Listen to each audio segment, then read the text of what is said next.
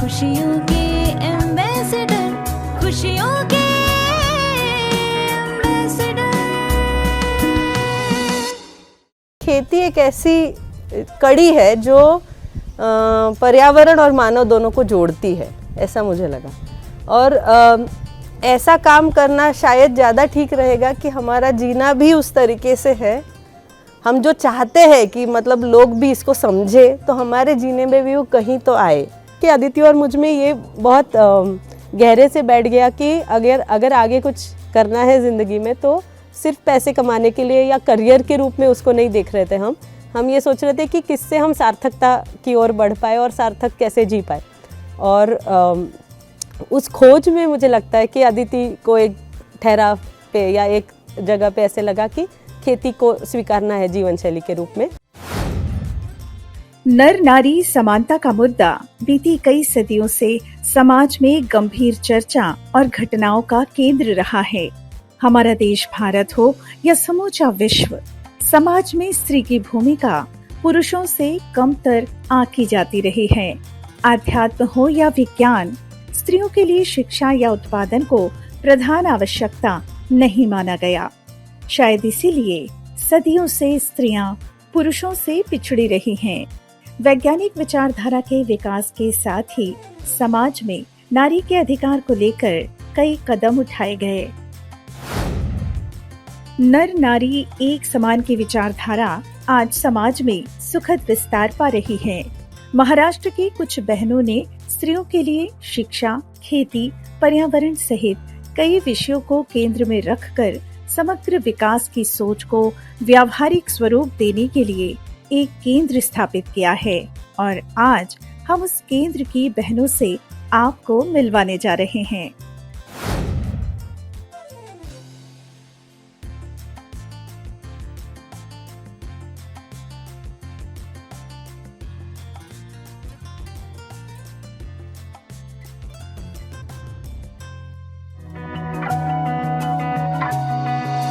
रहते हैं ये खुश हमेशा, करते ये काम खरे, एक दूजे के बन के पूरक, साथ साथ बढ़ते रहे। हंसते खिलखिलाते भावों से भरे, खुशियाँ बिखेरे घर घर। खुशियों के एम्बेसडर, खुशियों के एम्बेसडर, खुशियों के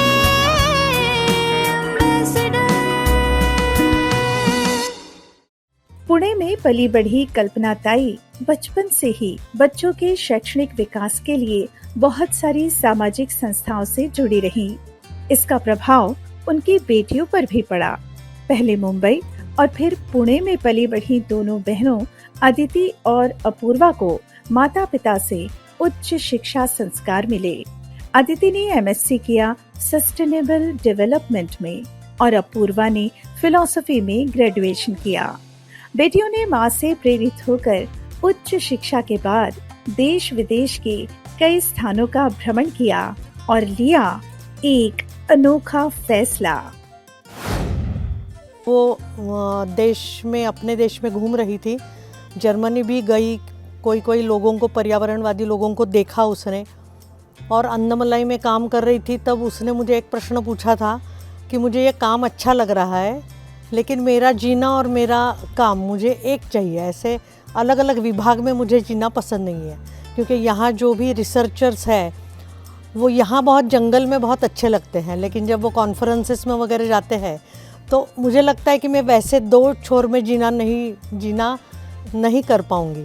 तो मैंने कहा विचार बहुत अच्छा है, ये फ़ोन पे बात हो रही है, विचार बहुत अच्छा है, लेकिन इसके लिए अपना बल लगेगा। क्योंकि जिस प्रकार से पर्यावरण के भी काम चल रहे हैं, आप एक बार जाके घूम के देखो, फिर आप तय करो कि क्या करना है। अपूर्वा भी एजुकेशन में इंटरेस्टेड थी, तो वो एक साल 10th के बाद एक साल वो सब एजुकेशनल अल्टरनेटिव एजुकेशन के लिए घूम रही थी। तो उसने कहा कि मुझे एजुकेशन में और फिलॉसफी में इंटरेस्ट है, लेकिन मैं जीना चाहूँगी तो खेत ही बेस मुझे भी चलेगा। तो ऐसे दोनों मिल गए, इसलिए फिर ये ज़मीन मिल गई। तो फिर हमने सोचा कि चलो यहाँ काम शुरू करते हैं। तो फिर पहले तो पूना से आना जाना ही किया, और एक बाम्बू का घर बनाया था, बैम्बू का। तो 1 साल काम करने के बाद मुझे लगता है आदिति ने मुझे बोला कि मम्मी ये तो आने जाने से खेती वाला काम तो नहीं होगा, रहना पड़ेगा तो ही कुछ समझेगा। तो उसका प्रोजेक्ट होने के बाद वो जब पूना आई तो उसको फिर अलग अलग जगह वो 1 साल घूम रही थी। लास्ट में वो विदर्भ में आई, महाराष्ट्र में, जहाँ एक खेत पर वो थी। तो उस समय उसके मन में पहले आया कि मुझे अभी पक्षी और प्राणी और वाइल्ड लाइफ पे काम करना था, लेकिन अब मुझे लग रहा है कि खेती ही करनी चाहिए। तब मुझे लगा कि खेती हमने कभी की नहीं है, 1-2 पीढ़ी से तो हम शहर में हैं। तो खेती लगता है ना, एक मिट्टी के साथ रहना, तो एक प्रकार से उस समय तो बहुत अच्छा लगता है। लेकिन खेती में भी एक रूटीन है, उसमें भी एक मोनोटोनी है। क्या वो भी आपको पसंद है? इसके लिए मैंने उसको कहा कि आप जल्दबाजी न करें, आप पूरा एक सीज़न का साइकिल 9-10 महीने एक ही खेत पर रहे और काम करके देखें तो आपको काम करना पसंद है या काम करवाना पसंद है। ये मैंने उसको बोला था। फिर करुणाताई जो विदर्भ में है उनसे बात की और फिर वो वहाँ रही। कल्पना ताई विगत 10 वर्षों से सपरिवार मध्यस्थ दर्शन के अध्ययन और अभ्यास में प्रयासरत हैं। मध्यस्थ दर्शन के प्रकाश में आवर्तनशील कृषि, गौपालन सहित कई अन्य गतिविधियों में अपनी बेटियों के साथ संलग्न हैं। आज उनका खेत देश के युवाओं, खास तौर पर महिलाओं के लिए प्रेरणा का केंद्र बन चुका है। इस केंद्र में देश के विभिन्न हिस्सों से लोग खेती सीखने के लिए आने लगे। उसी दौर में उनका परिचय हुआ जीवन विद्या शिविर से। एक एक करके परिवार के सभी सदस्यों ने मध्यस्थ दर्शन का अध्ययन कर लिया। जर्नी ऐसी रही कि बाबा जी का प्रस्ताव जब सुना तो ऐसा लगा कि अरे कितना, मतलब जिस दिशा में हम सोच रहे थे लेकिन जहाँ हमारी दृष्टि नहीं पहुँच रही थी, ऐसी चीज़ तो बाबा जी ने कह दी। क्योंकि एक तो आधे अधूरे में लगना, ठीक लगना, और पूरा एक दार्शनिक व्यक्ति कह रहा है कि ये सही ठीक है, जीने में ठीक चीज़ है, उससे काफ़ी विश्वास बढ़ा हमारा। मतलब हम सुकून ही पाया हमने, क्योंकि इतने सारे रिलेटिव्स के क्वेश्चन को हम लोग आंसर कर रहे थे कि इन बेटियों का क्या होगा, ऐसे जंगल में जाके रहे हैं, इनके साथ शादी कौन करेगा, या ये इतनी पढ़ाई में, शिक्षा में अच्छी है तो डॉक्टर, इंजीनियर ऐसा कुछ करना चाहिए था, ये क्यों कर। तो सबका आंसर मुझे लगता है कि शिविर, परिचय शिविर सुनने से ही मुझे तो लगा कि हम एकदम सही जगह पहुंच गए। आज कल्पना ताई का परिवार दर्शन के प्रकाश में सुख समृद्धि के साथ जीने के लिए प्रयासरत है। उनसे प्रेरित होकर अब बहुत सारे लोग संस्थान आते हैं।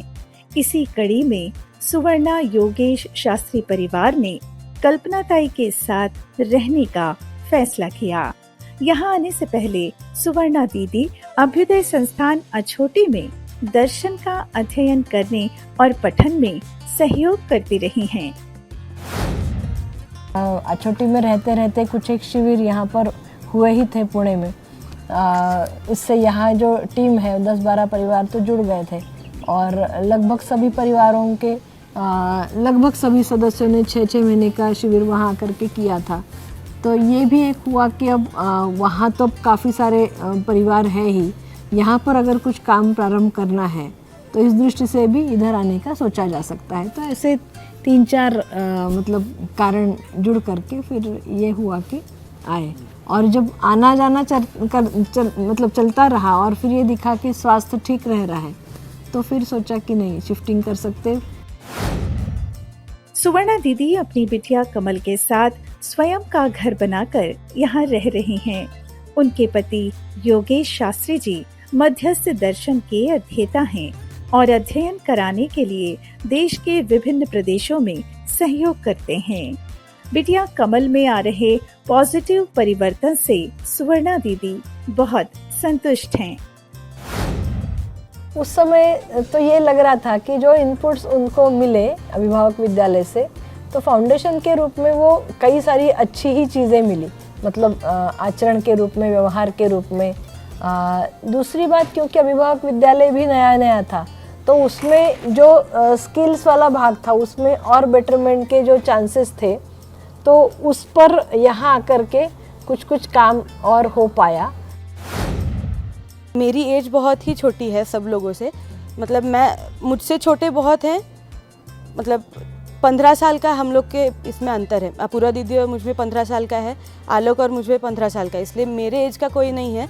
पर मैं आलोक के एज की कभी बनती हूँ या फिर अपूर्वा दीदी मेरे एज के बन जाती हैं, इसलिए कभी ऐसा वो नहीं होता है कि बाबा कैसे बात करूँ अपूर्वा दीदी से कि मेरे को ऐसा लग रहा है।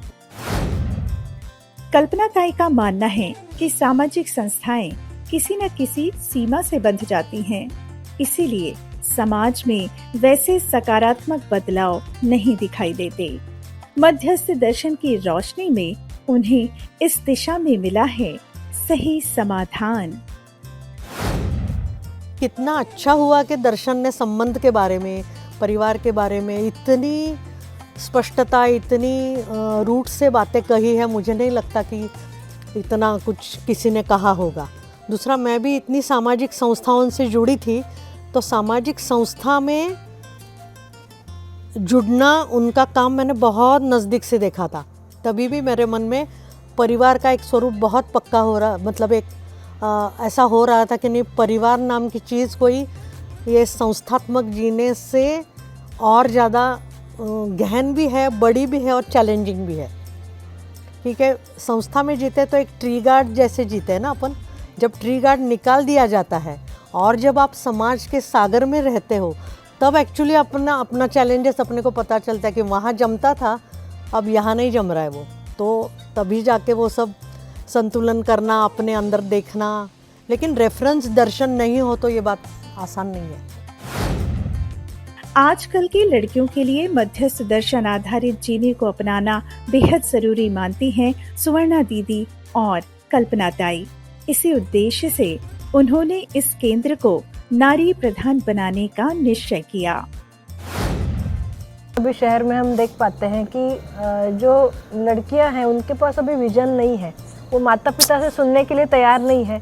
कॉलेज से या बाहर से उनको इस तरह का इनपुट मिल रहा है। तो हम ये नहीं कह रहे कि लड़कियां जिम्मेदार है, लेकिन अगर वातावरण पूरा जिम्मेदार है। और लड़की तो रीढ़ की हड्डी है ना परिवार की। अभी भी अगले 2-3 पीढ़ियों तक जब तक ये बैलेंसिंग नहीं होगा, ये हमको गैप दिखता है। कई बार हम लोगों के आपस में बात हुई है कि बचपन से लड़की पैदा होती है तो हर छोटी बच्ची को भी बताया जाता है ये तुम्हारी जिम्मेदारी है, और तुम शादी होकर के दूसरे के घर में जाओगी तो ये सब करना पड़ेगा तुमको। अभी की पीढ़ी की लड़कियों में शायद वो बात कम जा रही होगी, वो पढ़ाई लिखाई के साथ, लेकिन फिर भी लड़कों के मुकाबले तो है ही जाती है। उस तरह से इनपुट अभी लड़कों को नहीं मिल पा रहे। लड़कों की जो आवश्यकता है उनको बचपन से मिलने की, ये जो गैप है वो शादी के बाद समझ में आता है कि एक पक्ष को कुछ एक चीज़ें ध्यान में आती है, वो वाली बातें दूसरे पक्ष को ध्यान में नहीं आती। तो इस तरह से आगे परिवार टूटने के कारण, अनेक कारणों में से ये एक कारण भी समझ में आता है। तो लड़कियों का परिवार के प्रति जो स्वीकृति है, परिवार रूप में जीने की जो स्वीकृति है, तो बहुत भयंकर स्थितियां हैं बाहर दिखता है। कॉलेज में जो लड़कियां जाती हैं वो क्या सोचते हैं, उनको शादी नहीं चाहिए, बच्चा नहीं चाहिए और परिवार के लोगों के साथ रहना नहीं है। उसकी तैयारी होगी कब और कैसे होगी?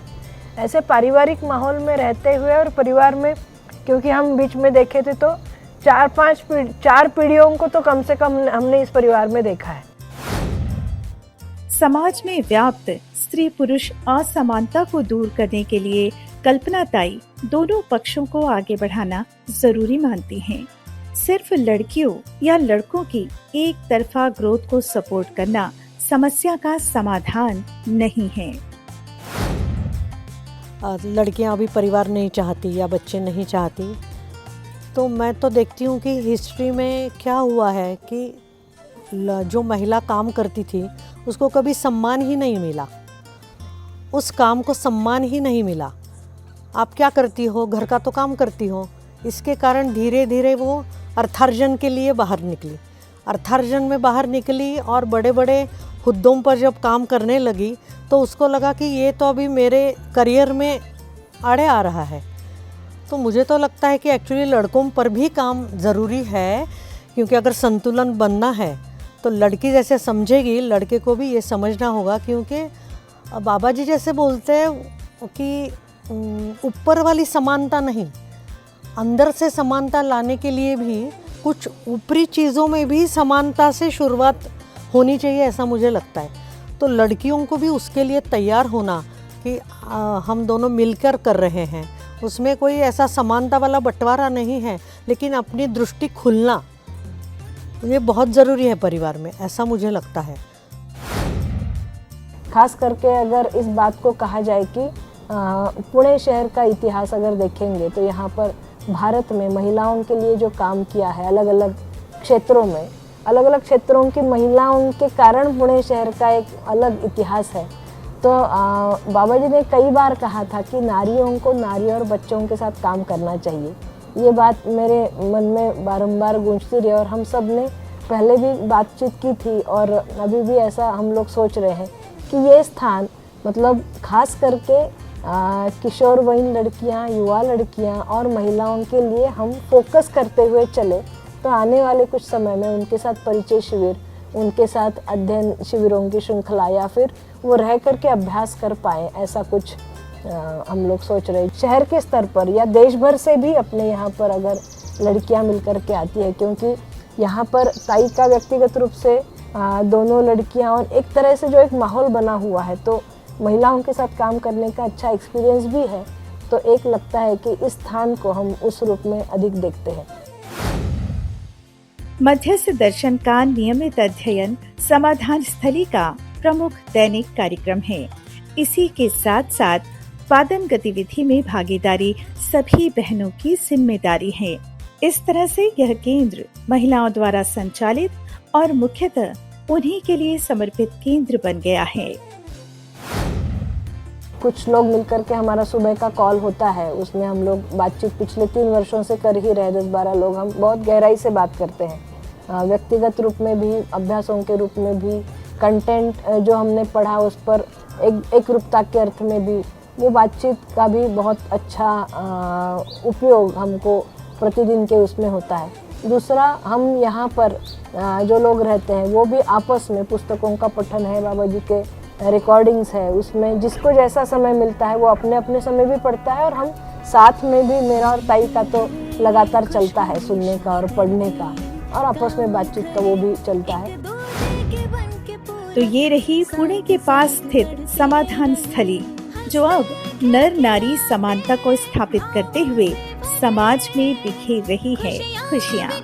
तो बने रहिए हमारे साथ और हमारे चैनल को सब्सक्राइब कर लीजिए और हाँ, बेल आइकॉन प्रेस करना ना भूलिएगा। तो फिर मिलते हैं अगले सप्ताह इसी दिन इसी समय। तब तक के लिए नमस्कार।